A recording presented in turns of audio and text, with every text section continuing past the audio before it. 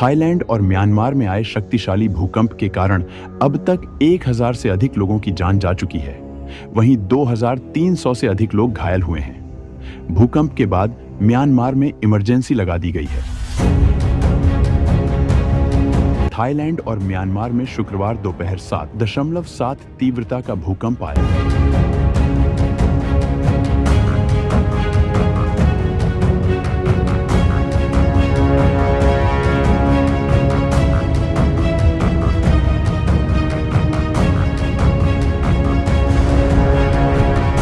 जिससे बैंकॉक में निर्माणाधीन इमारत ढह गई।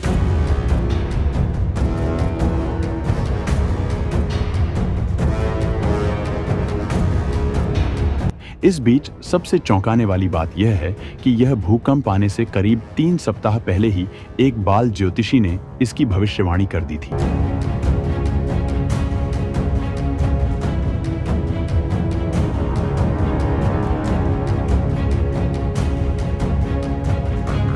जी हां, यह बाल ज्योतिषी कोई और नहीं बल्कि 20 साल के अभिज्ञ आनंद है, जो पहले भी अपनी ज्योतिष विद्या से कई महत्वपूर्ण भविष्यवाणियां कर चुके हैं।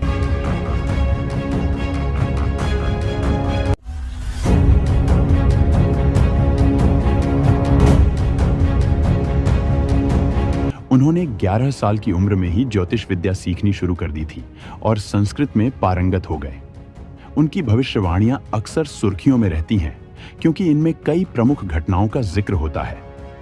अभिज्ञ आनंद ने करीब 3 सप्ताह पहले 1 मार्च को ही अपने YouTube चैनल पर एक वीडियो के माध्यम से भूकंप की भविष्यवाणी कर दी थी, जिसमें उन्होंने भूकंप का अंदाजना समय और संभावित जगहों के बारे में भी बताया था। इन जगहों में म्यांमार भी बताया गया था, जहां भूकंप ने सबसे खतरनाक तबाही मचाई है। अभिज्ञ के YouTube चैनल पर 1 मार्च को अपलोड हुए वीडियो में बताया गया कि अगले कुछ सप्ताह या फिर साल के मध्य तक भूकंप भीषण तबाही मचा सकता है। अभिज्ञ आनंद ने 3 सप्ताह पहले ही बता दिया था कि विनाशकारी भूकंप आने वाला है। इसके अलावा उन्होंने तारीख के साथ-साथ जगहों के बारे में भी बताया था। South America, as you can see, these 2 zones primarily.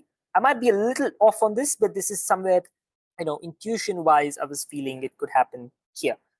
Or the other region, which is also very interesting when I was working on it, was somewhere around Tibet, Nepal, and Assam. This sector, the Himalayan, seismic zone as such.